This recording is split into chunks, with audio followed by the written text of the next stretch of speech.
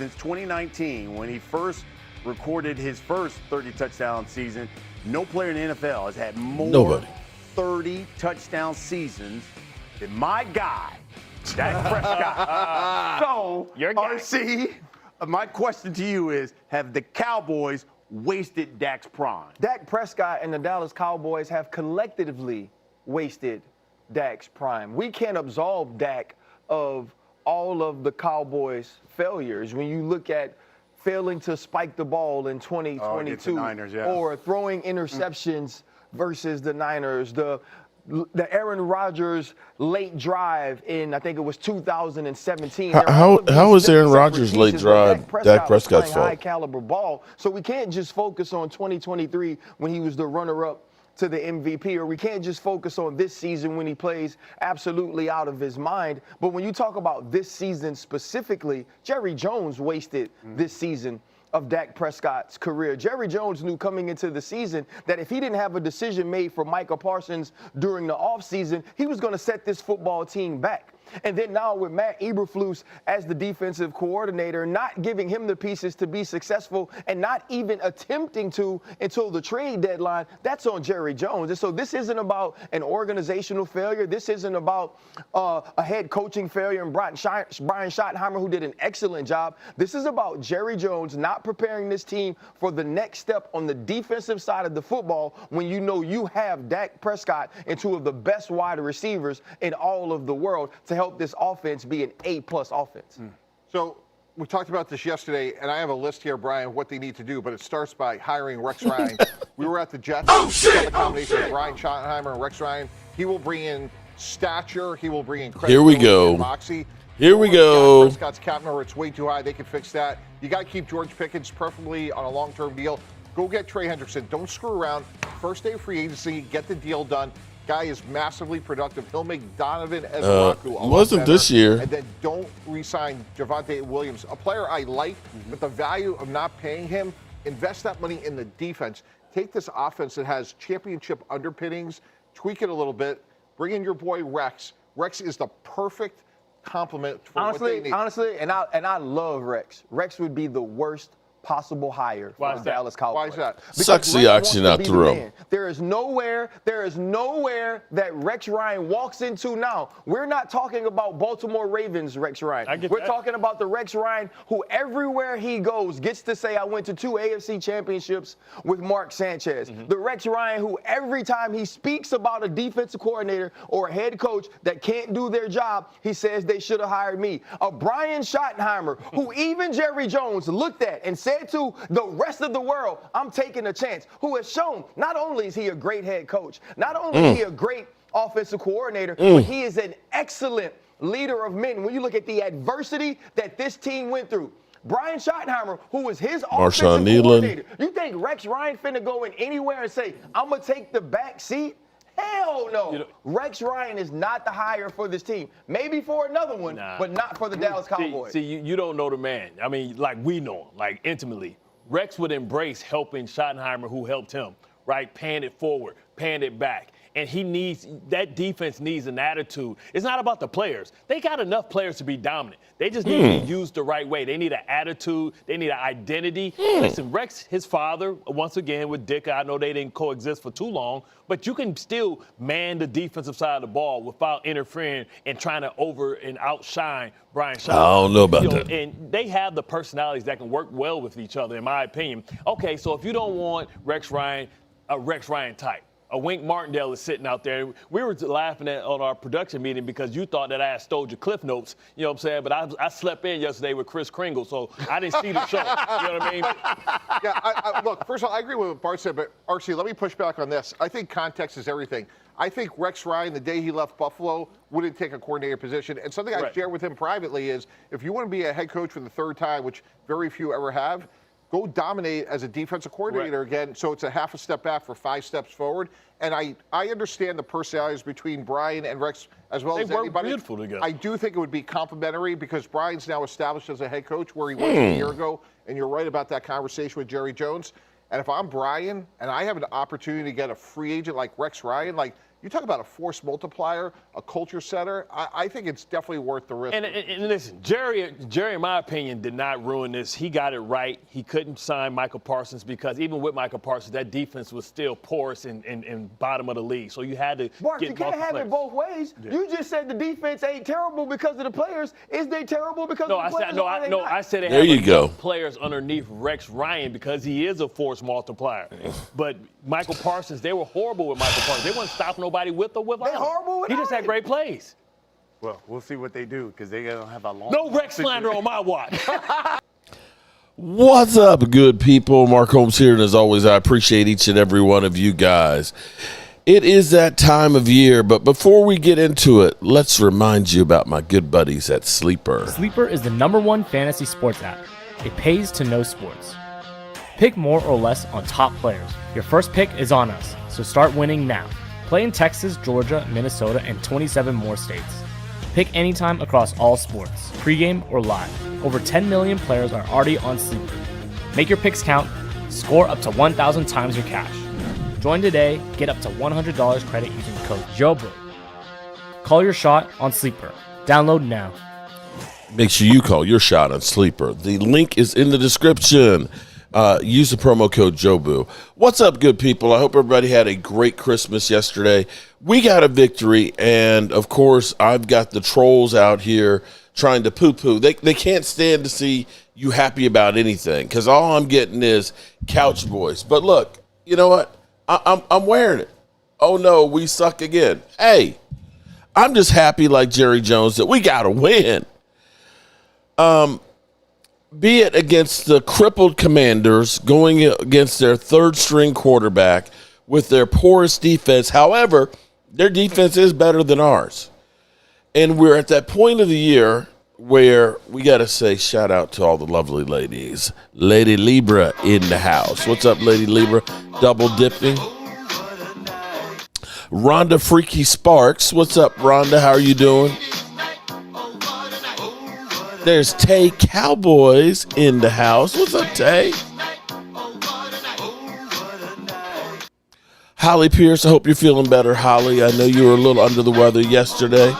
I see Logan Motorsports. I see Raisin Sack over there. What's going on? Loyal Cowboy.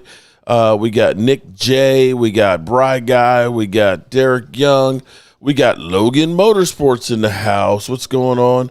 Let's see. I want to make sure. Oh, Roland's review.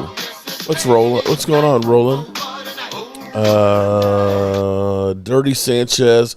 Always nasty as always. What's up, William? How are you doing? And I think I got just about everybody in here. So we're at the time of year where we've been doing this for 30 years now, where Jerry Jones goes through and tries to sell you on the Cowboys' future. He comes in, the blame game, well, it all starts with me at the top. Okay, all right, that's great that you're taking blame. I am sick and tired of hearing that you as the owner and GM, you can't fire yourself, you just got to do better. I must do better. I will do better and all that. I'm sick of that shit. I'm tired of sitting here today talking about the same thing I talked about last year at the end of the season. I'm tired of hearing the 49er fans, the Eagle fans, hell, even the Lions fans are now giving me shit. Although they don't have any room right now because at least we are what we thought we were. We're right where Vegas said we would be. Vegas over and under was 7.5 wins. We could literally end up at exactly 7.5 wins. You realize that, right? If we lose to the Giants, we have exactly the over and under. So we're right where the experts in Vegas thought we would be. So I don't know that it's a disappointment. If you're Washington, who was at the NFC Championship, who people had you as a top 10 team, who went out and signed Debo and Laramie Tunsil and, among others, that you looked like you were loaded for bear, you should feel disappointed a lot more than the Cowboys, especially the Cowboys swept your ass. If you're the Lions, who had Super Bowl aspirations and, were one of the toughest, hard-nosed teams that, we don't kick on fourth down. We go for that shit. Because we're from Detroit, we get knocked down, we get our teeth kicked in, we go out there and we gum them kneecaps on the way back up. Because we're Lions, and that's the way we roll. Okay. All right. I bet you yesterday when he saw what the Cowboys did, I bet you he shed a tear. The Cowboys went for it 6 times on fourth down. 6 freaking times. And got every single one of them. Cowboys Nation, Sister Star. Momo says they were going to sweep us. Yeah, Momo said they were going to start out 7-0. We bite kneecaps is right. So the thing, I'm going to tell you the one thing that I love about this season, and I wish we had more wins to be able to enjoy these, is I remember how having Mike McCarthy in the locker room after the Cowboys got a victory, and he's standing there with his big belly, and not that I have room to talk about a big belly because I got my winter fat on myself. My wife's looking at me saying, yeah, you're about a 3X now, shirt-wise. You're about a 3X. It's like, okay, baby, I'm going to start working on it. Cowboys season's over. No more big subs and chicken wings on the weekends, okay? I'll get this fat ass off. She said, your ass ain't fat, it's your belly. But as Schottenheimer after a win, we didn't get enough of those. I hope that next year we do. Just enjoy this for a second. You want to talk about relentless play style? You guys have relentless play style. Unbelievable. Give yourself a round of applause, man. We got Santa in the house. Hey! Santa's delivering some great news. All right, here we go. We're going to start with Aubrey. Get ready. Brandon Aubrey had a 42-yard field goal. Yeah. Brandon Aubrey had a 52-yard field goal. Yeah. Brandon Aubrey had a 51-yard field goal. Yeah. We were 6 for 6 on fourth down offense. Yeah. Hey, offensively, we rushed for a season high 210 yards. Hey, Jadavian the head clown had a sack. Yeah. Dak Prescott had a pass touchdown to Jake Burton. Yeah. Javonte Williams had a touchdown run. Yeah. And then holy for 86 yards, Turk from Dak.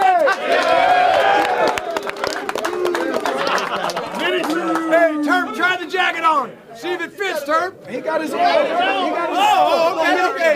Okay.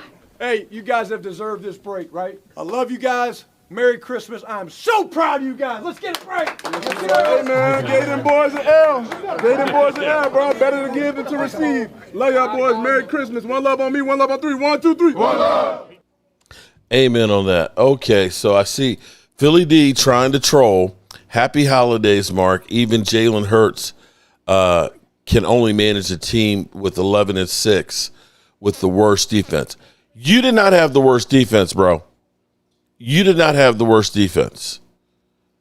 That defense, I'd take that defense over my defense right now. I believe you averaged 4 points less per game than this defense. This defense has given up 450 points. To say how bad this is, the Dallas Cowboys are only the 4th team in NFL history to score over 450 points and give up over 450 points in the same season.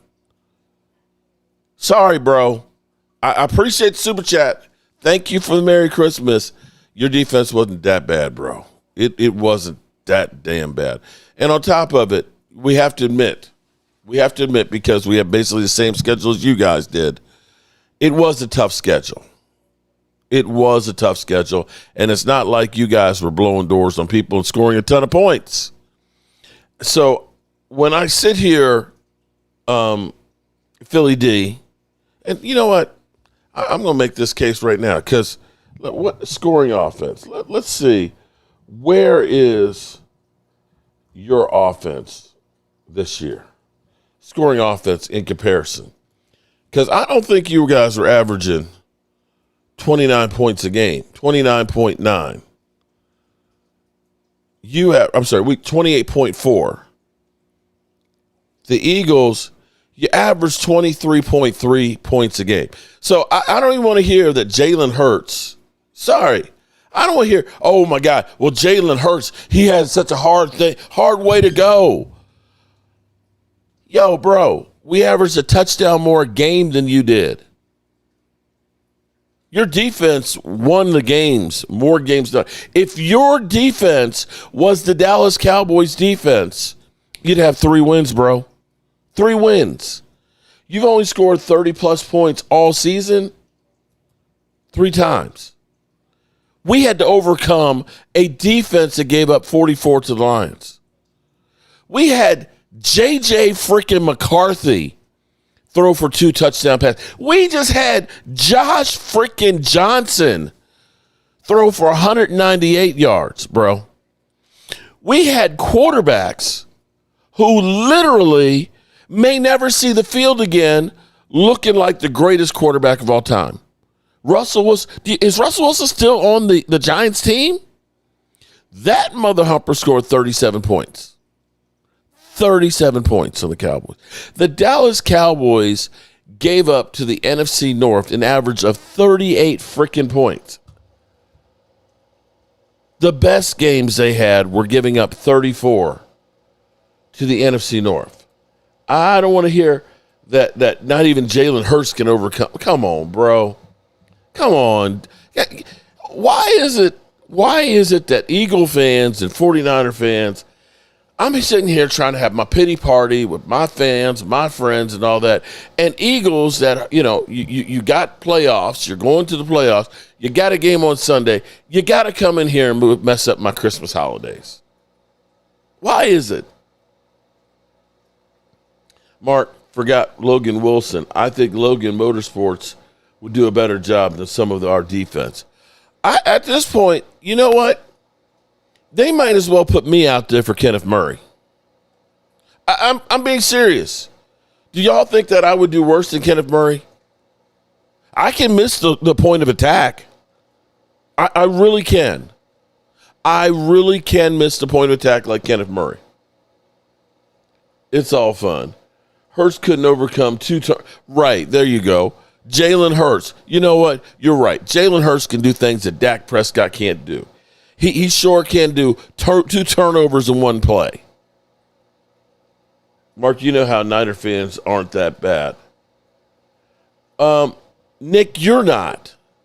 Nick, I got some ones that email me. See, they don't show up on here in chat. They send me emails about how bad we are. Mark, we made Dan proud. Okay.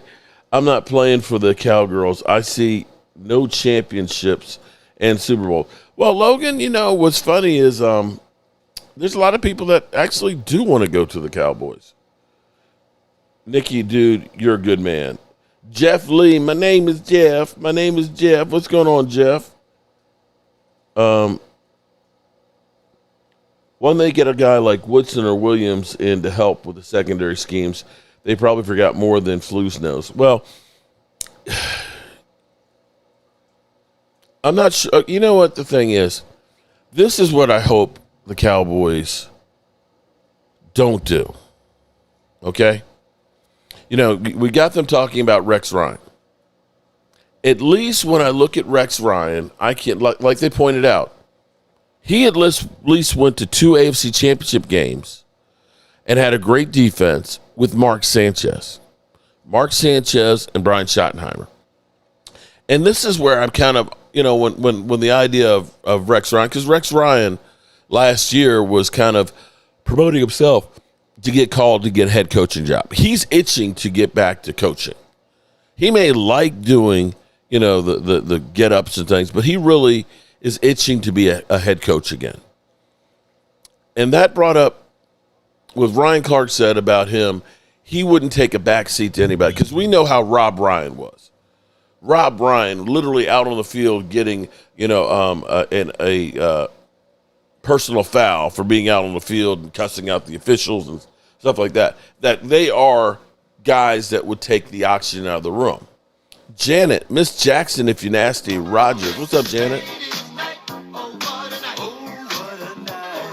But at least, as opposed to failed head coaches, we can look and say he at least was somewhat successful. The last time the Jets did anything, it was with Rex Ryan as the coach. Because typically, go back and look at this, and it's almost crazy when you think about how many completely failed head coaches the Cowboys hire as coordinators. Rod Marnelli, the 0-16 Detroit Lions, a complete failure as a head coach. Let's bring him back. We'll make him the defensive coordinator. He didn't do an awful job, but I believe Taco Charlton was his pick.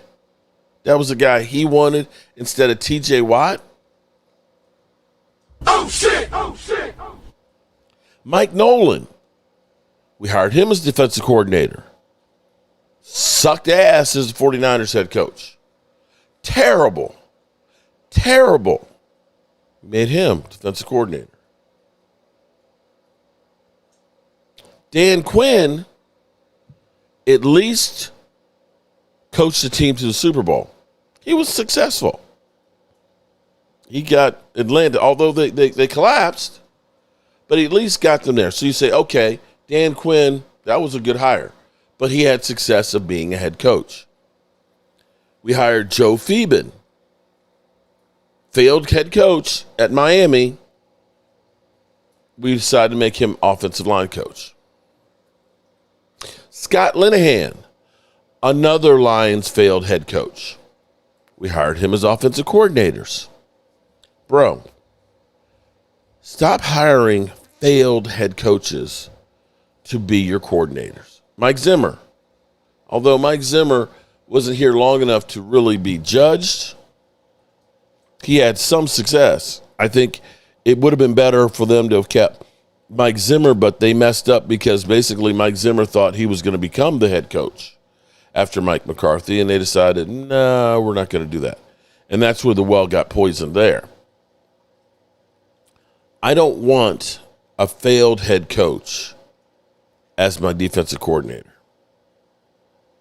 I actually like the fact that we had Brian Schottenheimer here as a first-time head coach to get him, because he's hungry.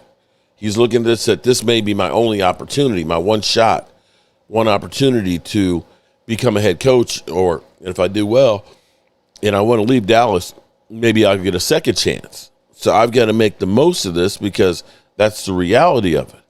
And I would like to have somebody who's going to be hungry, who maybe has aspirations to be a head coach. Now, a lot of people have pointed towards Al Harris. Al Harris has done an incredible job as a DB coach. From what I hear, he's not wanting to be a defensive coordinator. Now, that may be, it's kind of like, when people ask you, are you going to run for president? Oh, no, I'm not running for president. Nobody wants to say, yeah, I'm looking for a DC job. No, you don't say that.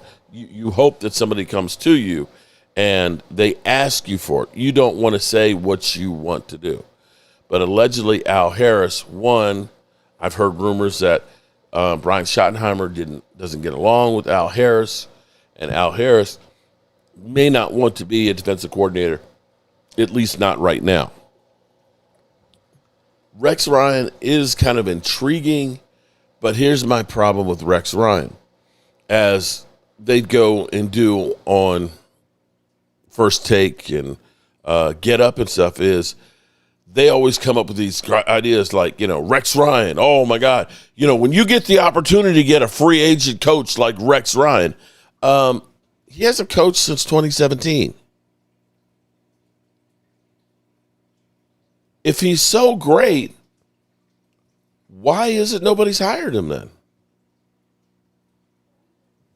Oh, shit! Oh, shit! Seriously. He hasn't coached since 2017. So, Rhonda, what are you doing, Rhonda? Did Shotty ever allude to who the next DC would be he would like since he couldn't get Salah? He hasn't yet. Because I think he's playing it till we finally get rid of him, I think he's playing that, cool. That because you've noticed he has not really commented on how bad he's been or his desire to fire him. I think because the Joneses did the hiring on there, he's just stepping away from there and saying, I'm going to take care of the offense. And I'm going to leave enough rope here for him to hang himself, which he's done a great job of. Well, we can all applaud that. But I started before, Logan, you saw your first Super Bowl in 2017. Sugar Daddy Williams, I saw your numbers. I also posted Public Domain Insider. If you need help with your challenges, I'd love to assist. Congrats, my love. Sugar Daddy, you starting the channel, my man? All right, way to go. I'm finally over 9. Sugar Daddy, I didn't know you had a channel. I tell you what, let me see. Hang on. Sugar Daddy, here we go. You're at 903. You're at 904 right now. There you go, Sugar Daddy. Thank you for being here, buddy. Tay, who's talking about the Eagles? Sugar Daddy has a channel. I just subscribed to it, so I'll check it out. I heard Al Harris is grooming to be back with the Eagles when Fangio. Okay, of course, everybody wants to go to the Eagles there, Philly D. Big Ben Rich. Okay, so before I did the live stream tonight, I was watching because you have to listen to things in their entirety.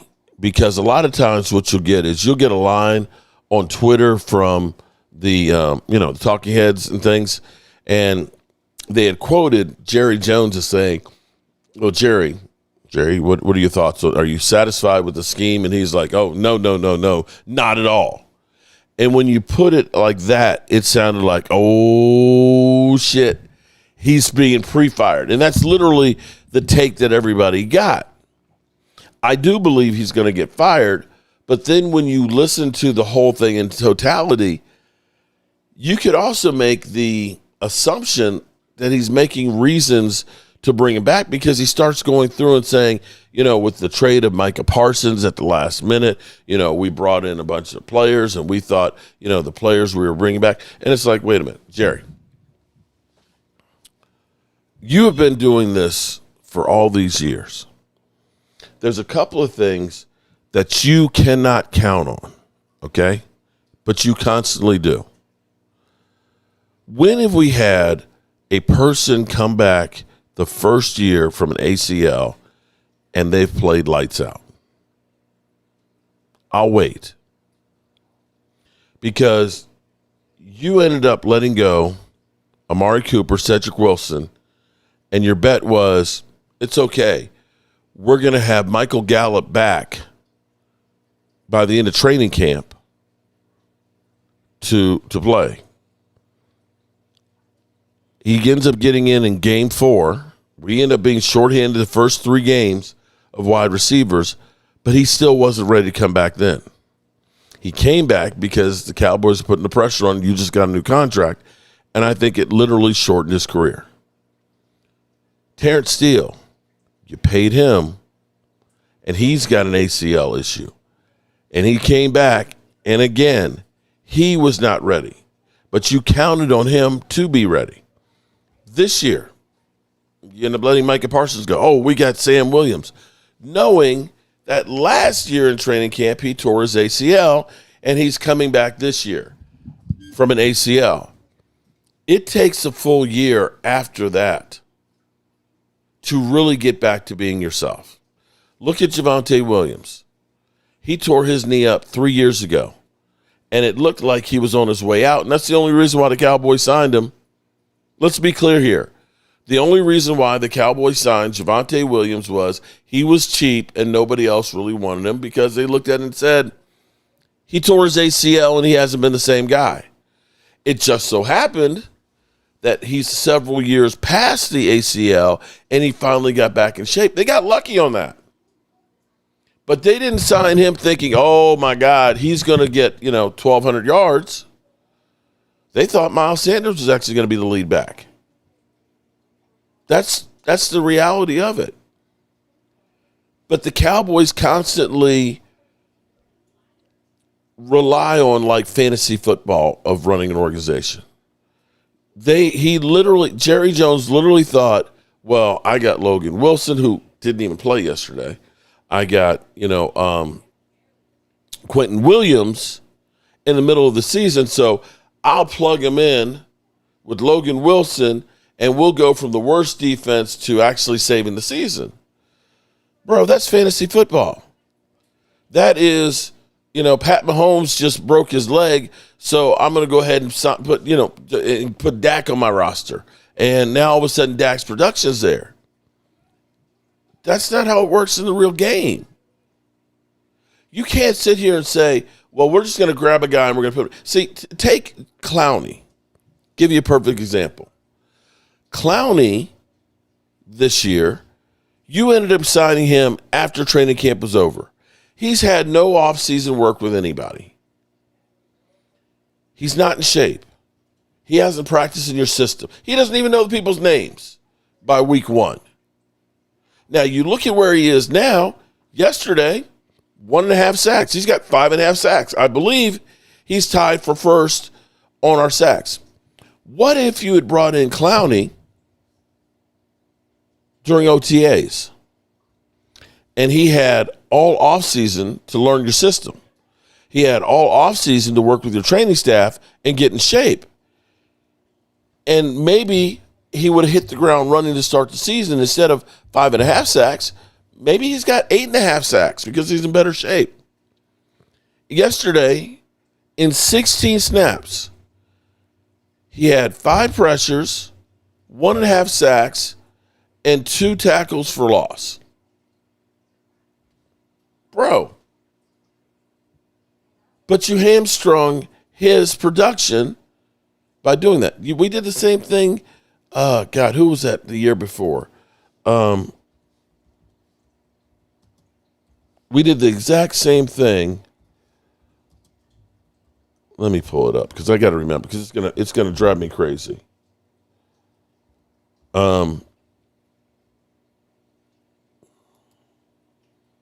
It was. My mind isn't as sharp as it used to be. Rushing, kicking, punting, sacks.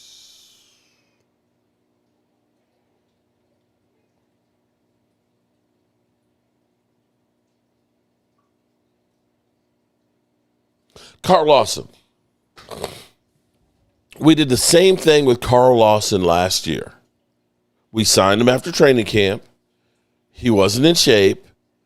He didn't do jack the first 3-4 games, but he ended up with 5 sacks by the end of the year, mostly in the second half of the season because it took him time to get in shape. Philly D, Mark, I have not heard from I Love Weed. I hope he's okay. I really hope he's okay, but I have not. How do you feel about CD not making the Pro Bowl? Well, Nick, I have to say that that's really the correct thing because he's not one. I think he'll eventually be on the Pro Bowl list because that's just the first wave, and you're going to have teams that are going to Super Bowl, which their players aren't going to be able to go. You're going to have people that are injured that aren't going to go, so then they're going to continue to go. Because what happens nowadays, it's not like when it used to be in Hawaii and everybody would go because they'd want a free trip to Hawaii if the season was over to hang out. You're going to end up going 4, 5, 6 deep at some positions. That's how Biotish got to be a Pro Bowl center one year because it was like 6 guys decided, I ain't going. We got to get somebody. Hey, Biotish, how about that? But I hate to say this, but here's the thing. We get shaded with our players and always say they should be Pro Bowlers. When you look at the Green Bay Packers, the only Pro Bowler they have is Micah Parsons. And that's a team that's in the playoff chase. I'm not sure that all of our players are always deserving of being in the Pro Bowl, but people see the Cowboys more because we're on TV all the time. When we're playing 4 Thursday games, that's 4 games that nobody else is seeing. We're playing Sunday night. We're playing Monday night. So you're constantly seeing. And when they constantly talk about the Dallas Cowboys, you're seeing all the highlights. So, of course, and we've got Cowboys Nation. Football Fantastic. It's Mark. It's one and done for the Eagles this season. Book it. I hope you're right on that one. The other part of it is you got Cowboys Nation, which is part of the equation of voting for Pro Bowlers. We get out and get people to vote. So sometimes we get more people that are deserving that aren't deserving that get to be Pro Bowlers and so on. I'm okay with CeeDee Lamb. I don't think CeeDee Lamb had the season like he had last year and the year before with the injuries. George Pickens, he's top 3 in yardage. CeeDee's kind of way down the list. So that's my thing right there. But what the Cowboys have to do is they have to really start doing their homework. Well, it's a different kind of love. My love for him is to the moon and further. Royal, okay. Jerry put on the glasses when he writes them, Rhonda. Eagles setting up for a run. Okay. A run to the couch, you mean? How many CD drops? Yeah, CD did have a lot of drops. And he signs them very slow, yeah. But see, they've got to go through. Now, we've got plenty of time to figure out who's going to stay and who's going to go. But when I listened to Jerry earlier, I realized that Jerry is way out of touch. Jerry was so excited that we beat the Commanders. Listen, I'm happy that we beat the Commanders, so that way every time Momo comes in, I can say, we swept your ass.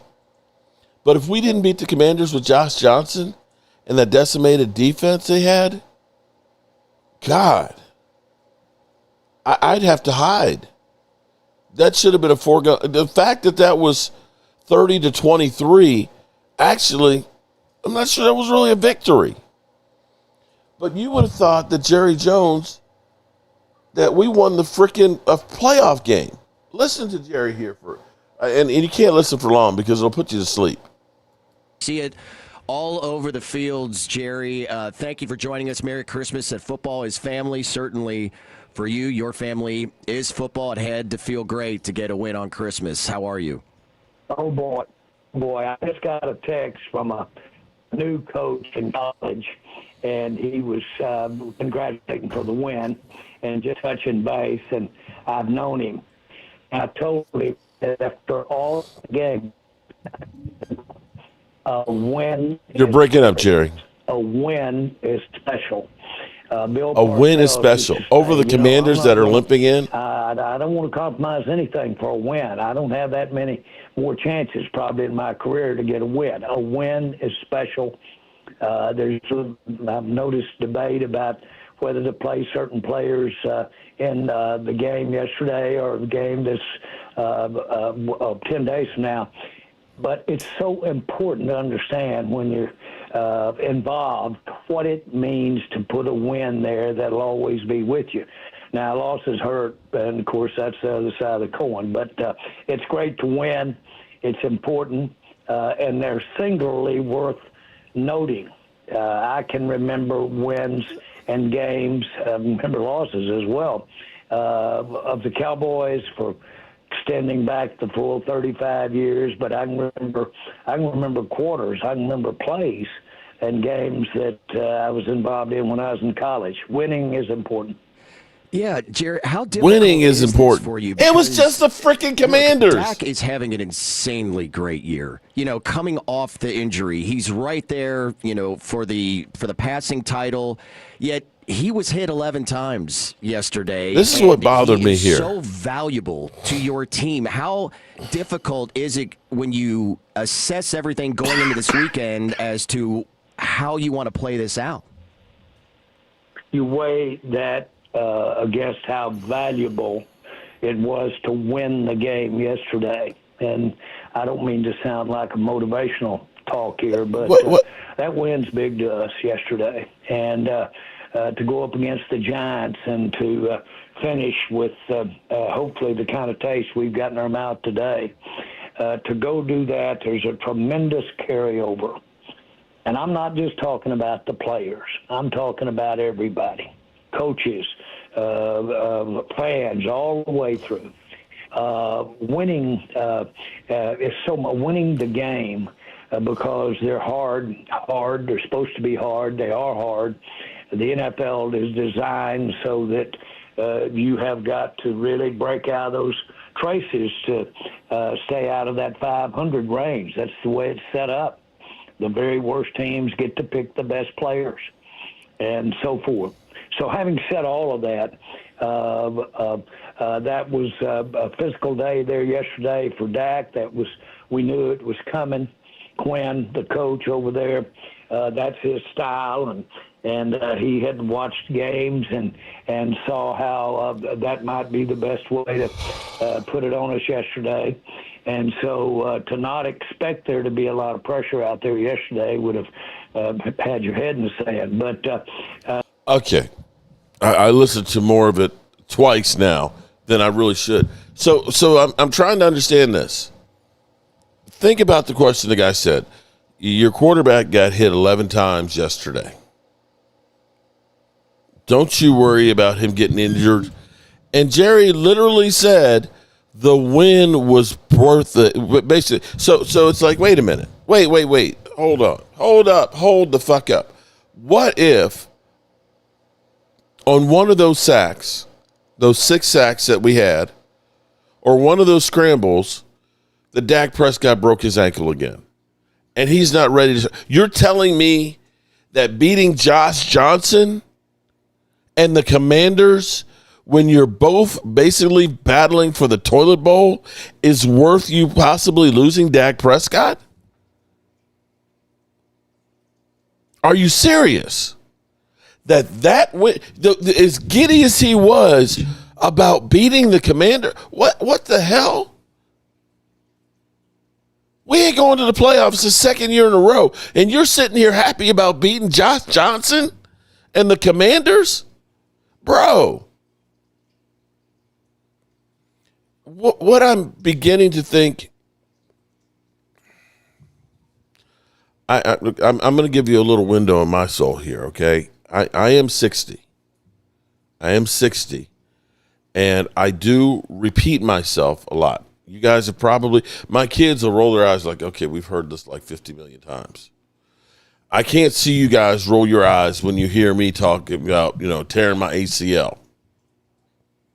Can't find my keys. Don't know where I put my wallet. Can't remember what I did yesterday, but I can remember that shit from the past there. And I'm only 60. I can't imagine what I'm going to be like in another 24 years. Because that's where Jerry is now. Jerry ain't got it up there. I can remember every game back then. I can remember you can remember because that's the thing. Your memory from the past, way in the past, you remember that shit. You don't remember the shit that just happened. Your short-term memory's not there. Like when the Lions came in and put 44 points on your ass. You don't remember that. Not at all. Don't remember that. You don't remember that Jacoby Brissett kicked your teeth in on that defense. You don't remember that shit. You don't remember that Russell Wilson, never to be heard from again, put 37 points on that defense. You don't remember that 9 J.J. freaking McCarthy, who's got 11 TD passes and 12 interceptions, that 2 of his touchdown passes came against the Dallas Cowboys in a victory. You don't remember that you gave up an average of 38 points to the NFC North. You don't remember that you screwed over your defensive coordinator by trading Micah Parsons at the last minute. None of these things you remember. Only thing, hey, we got a victory. You don't understand how important that victory doesn't mean shit. If anything, it hurts you. If anything, it hurts you because you don't have as high a draft pick. But he's acting like, we're going to the NFC Championship game. Am I being too sensitive now? Am I being too sensitive now? Jesse. So we have the opportunity, like we do every year, to do something. In case you didn't hear, the Raiders are in we're trying to tank mode, okay? We are trying to get the number one pick. We're trying to get the number one pick. And so you got the Raiders that are looking and saying, we got nothing to play for except for the number one pick. So they end up taking Max Crosby and say, Max, sit down. We don't want you to fuck around and cause a fumble, against the Giants on Sunday and end up getting the win because both teams are inept. Or you're a little nicked up, but we want to clean you up because we might trade you. Max Crosby, who looks at this and says, I ain't got playoffs. Now I ain't got a regular season. I want to play. I want to play. I want to at least get me a couple of sacks. This is going against the Giants team. This is easy pickings. I want to get me a couple of sacks here to pad my numbers. And you're going to take that away from me. So he basically says, fuck y'all, and leaves the building. And so now the speculation is, don't be surprised if the Raiders try and trade him. Now, we always get excited because we always are linked to every player out there that is a top-tier talent. Oh, the Cowboys are predicted to get Max Crosby. The Cowboys should have interest in Max Crosby. We're starting early. We're starting real early right now. But and Cowboy writers are saying, if you ended up getting Kenny Clark, Quentin Williams, and Max Crosby for Micah Parsons, then yeah, that's a great move. And it would be. But they're starting the hype train for us to be disappointed. But then they'll link and say, well, the Cowboys and the Raiders have made a lot of trades before in the past that Al Davis and Jerry Jones, they're like twins. And birds of a feather flock together. And the Raiders have made some major trades before. They traded like Khalil Mack. They traded Amari Cooper to us. So you could possibly link those things together, but I don't think it's going to happen. I would say what might be more likely to happen, because this would be more of a Cowboys move, is you would go try and get Trey Henderson. At least with Trey Henderson, you're not going to have to give up a couple of number ones. Although Trey Henderson was injured quite a bit this year, but that may have been the big FU to Cincinnati that I'm not going to go ahead and sacrifice my body because I know I'm out of here. But the Cowboys are going to have to do something bold and something big this offseason. And hey, Cowboys, you are 100% right. Terrence Steele has become ass. There's no ifs, ands, or buts about it. Now, for those out there who we ended up moving Tyler Smith to left tackle, which he was better than, of course, Big Nate. But TJ Bass, you kind of got soft there in the middle. So you're going to need some help on the offensive line. And I'm not sure that Tyler Guyton is going to be viable. He may be Mozzie a little bit better, but his injuries, this ain't good. This is not good for your first-round draft pick from the year before. We fans are cautiously optimistic. But, hey, here we're all going out anyway. I will say this much. From 2 years ago, after the elation of Jerry Jones saying, we're going, Mr. Jones, what do you say to the fans about going all in? We're going all in. We're going all in. And you knew we were screwed. Randy McIntyre, please don't play Dak Prescott and the starters next week. I mean, it means absolutely. But you heard Jerry Jones. You know how much that win means going into the offseason and we play the Giants. Okay. Oh, and the Giants, mind you, the Giants don't want to win either because what they did was their left tackle, their all-pro Andrew Thomas, they said, you can sit your ass down against the Raiders. So both of them are jockeying, trying to say, we want to lose. I don't want to win like Jerry. We want to lose because we want better draft position. Raiders say, Max Crosby, sit your ass down. He's pissed off. He leaves. Giants say, Andrew Thomas, sit your ass down because we want to lose. Both teams want to lose. We might be looking at the ugliest game of all time. We might literally see the teams snap the ball and the quarterback just sets it on the ground and walks away from it because he wants the other team to get the ball. It could come to that. We might see players run for the opposite end zone with the football, trying to score for the other team. Neither of those teams want to win.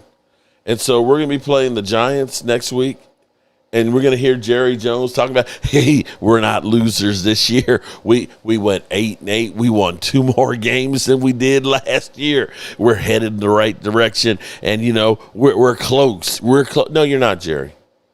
No, you're not. Not with that defense. Not with that defense.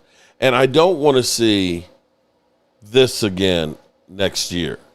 Jerry, what do you guys need to do differently to support Brian and to end the 29-year drought that you guys have between going to a Super Bowl?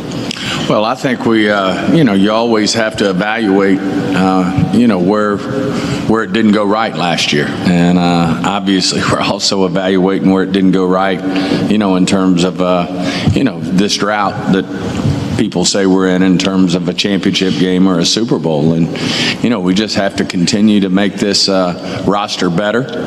It'll certainly be something that Jerry, myself, Will and his staff, and now Coach Shoddy and his staff, we'll sit down and take a look and see what we have to do better. So-called drought. Come on, man. Some bullshit. That's some bullshit. I'm sorry. I don't want to hear, the question. Oh, hey, Jerry and Steven, what are you guys going to do with this drought that's been 30 years? Well, we just got to go ahead and get better players, and, we got to do a better job in the front office with this so-called drought that we are having for 30 years. I'm tired of hearing, for like the last 10 years I've been doing this Super Bowl drought for 20 years, 21 years, 22, 23, 24, 25. Now it's 30 years. Half of my freaking life, people, half of my freaking life I've been waiting. My kids were babies. I was on my first marriage. I worked for a developer. So many things have happened in that time. 30 years, and y'all are still dicking around. Where Jerry Jones is now happy that we beat a beat-up-ass Commanders. That pissed me off, air quoting the drought. So, I said last year that the Cowboys had to do something big to win fans back. I thought that getting George Pickens was a step in the right direction. And that was another one of those moves. Again, the Cowboys, every move that they make, I want you to understand this. Every move that they make is always because it was discounted. They went for George Pickens with a third-round pick because he was considered damaged goods. That's the only reason why they got him. They didn't go out for somebody that they knew. They didn't go for DK Metcalf because, DK was healthy and coming off great numbers, and it would have cost too much. They got George Pickens. Don't get me wrong. I am happy as shit with George Pickens. But I'm saying their philosophy. Javonte Williams, they signed him because he was basically dirt cheap coming off damaged years. They signed Terrence Steele, Michael Gallups, those guys to contracts because they're injured and we can get a better price for them. We draft players in the second round that have a problem, be it an attitude problem, be it a drug problem, be it an injury problem, because we think that we might get a first-round pick talent that's fallen in the second round because of whatever the reason was. We hire coaches that were failed head coaches because we think that we're going to get experience, great experience, because they were head coach, cheap as a coordinator. But what you have to understand is this. I sent that gift to several people today. Mark, remember when they had players with off-field stuff, couldn't stay off the weed? Greg Hardy, I lived through those times. Right. Those were all moves that we're getting a player who's got skills cheaper because there's a problem with them. That's Adam Jones, Pac-Man Jones, purely. That's the Tristan Hills. That's the Boss Man Fats. That's the Randy Gregory's. And all of those things have blown up in their face. They've never panned out, and it's left you with a void in talent. So I need to see them actually do some primo work. They can't just go, Jesse, Mark, we take in an L and have spoken. Sofa ready for the birds. All right, I hear you.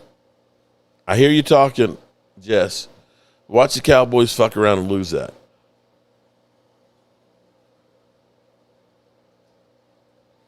I'm just telling Jess, Giants on a 2-game win streak. Billionaires don't speak our language, so we have to have our ear to listen like him on the outside of ourselves to understand. He actually retained a heart. Okay. CD missed 4 games. How do you like the NFL? Donut Guy. Welcome, Donut Guy. You're a Raider fan. Welcome. I don't know that we've had Raider fans. Welcome to the chat. How you feel about Max Crosby and what it'll take to get him to be a Cowboy? I've never seen an offense average 30 points a game and a defense literally give up 30 points a game. Henry Williams, like I was pointing out, it's only happened 4 other times in the NFL that you've had 450 points scored by or plus more, score 450 points and give up 450 points. Just doesn't happen. Giants win in their last 2 games. Mark, we also seen players go to other teams and ball out because the coaches don't know how to use. That's the other problem, is we get coaches that are, I know what my point was. Think about this. Growing up for me, Sears was the biggest company. Sears and Roebuck. You bought a Craftsman tool, it was guaranteed for life. They frickin' made Sears kit homes that they would deliver by rail and had every piece that you needed to build a whole frickin' house. Sears was the biggest company in the world until it wasn't. Growing up, there was the Kmart. Kmart with their blue light specials.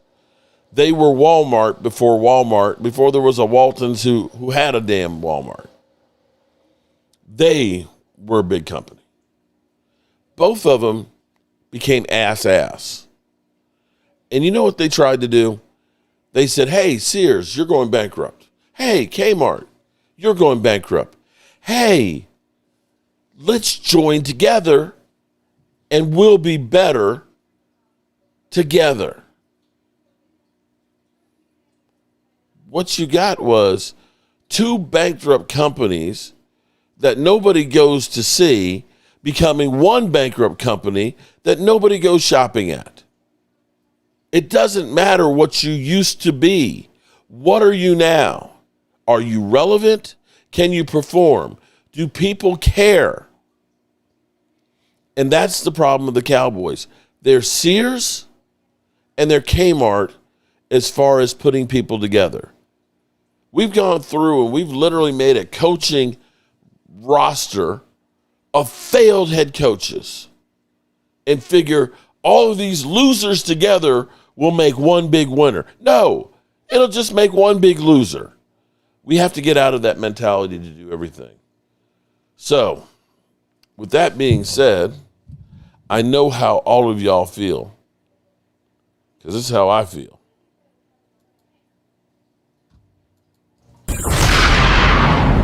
I am very disappointed. That's how I feel. I am very disappointed in this season. And I certainly don't want to be happy because we just beat the Commanders like Jerry Jones.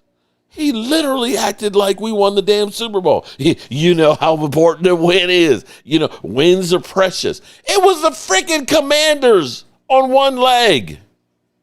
Do you recognize that, Jerry? Or are you too feeble to even understand that? This wasn't the Redskins from last year that were in the NFC Championship game. This is the regular old Redskins. No face Cowboy, you're very welcome. So I got to get up early in the morning. I got to hit the road. I got to get a whole bunch of shit done. And I got to get back in time for the evening game. So, as always, I appreciate each and every one of you guys and you ladies. Shout out to the Raider fan that's in the house. I got to show love to the Eagle fans that are in here that are super chatting me just to trash me. And I have to go ahead and say hello to the Bang Bang Niner Gang people. And as always, I appreciate you guys. But it's time to turn out the lights because my old ass, it's past the bedtime. Peace out. The party's over. They say that all good things must end. Call it a night. The party's over. And tomorrow and next